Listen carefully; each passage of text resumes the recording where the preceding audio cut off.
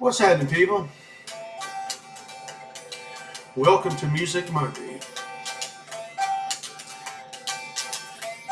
And today in the skillet, we're going to be talking about chickens.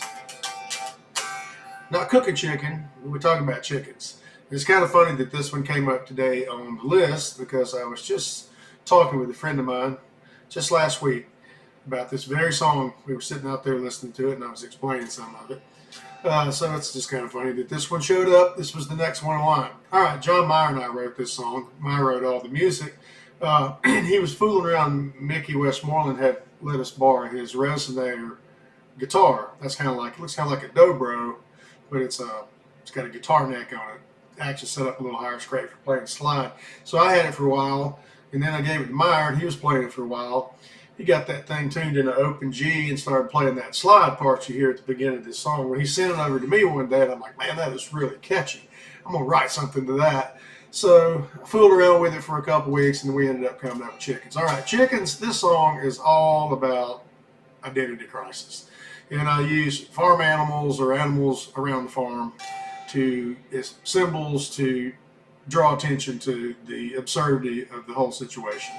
All right, so and there's a little bit of a political spin on this song too, but it's it's humorous. It's kind of poking fun at just how absurd and nutty the world can be sometimes. So Chicken was stepping down a dusty road, told a funny story, but it wasn't a joke. And that's like if you follow the news cycle and the trends and everything that's going on in the last number of years, you're like, wow, the world has just lost its collective mind.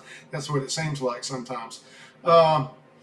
The fox told the pig, if you had any sense, you could see better up here on the fence. Because everybody knows that the fox is the most clever, he's the smartest, and say, hey, let's just sit up on the fence and sit this one out. Sometimes it is okay just to not, make a stance, which is the whole idea of sitting on the fence. Hey, you're not taking a side. No, sometimes you don't need to take sides. Sometimes it's better just to hover above the whole insanity and objectively look at it without diving into the fight of the fire. All right, the political side of that, damned if you do, damned if you don't. You can't make a mule do a thing it won't, which everybody knows that mules are extremely stubborn, which is why I use the mule. So that's kind of got the political edge on it. It's like, we're so divided and people are so opinionated.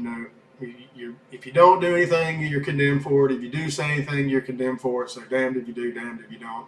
And the real line is, can't make a mule do a thing it won't. All that bickering and stuff back and forth is really not going to change anybody's mind.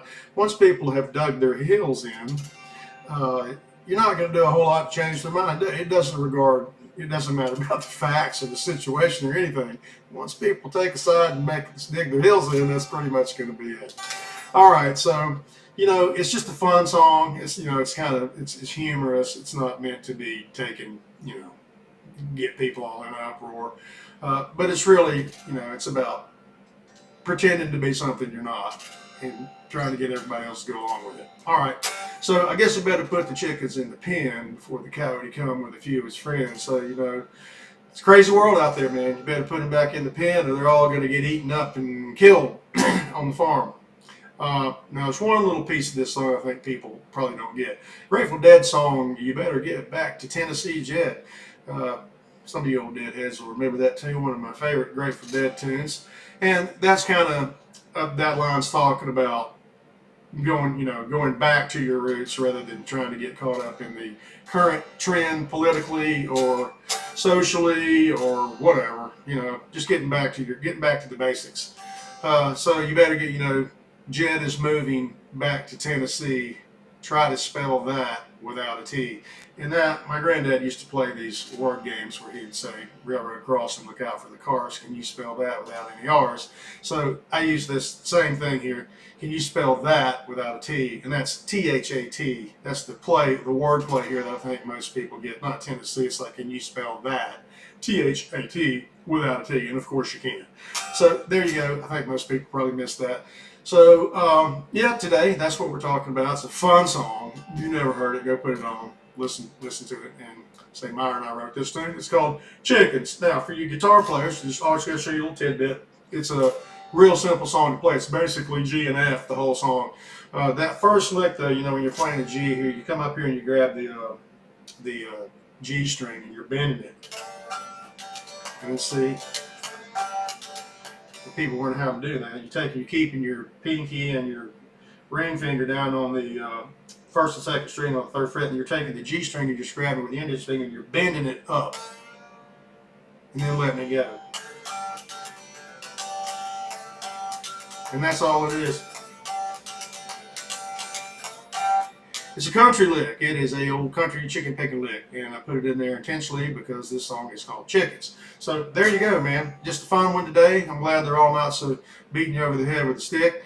And this one's just a good old fun southern country tune called Chickens, and that's what's in the skillet today, as Paul Harvey would say. Now you know the rest of the story.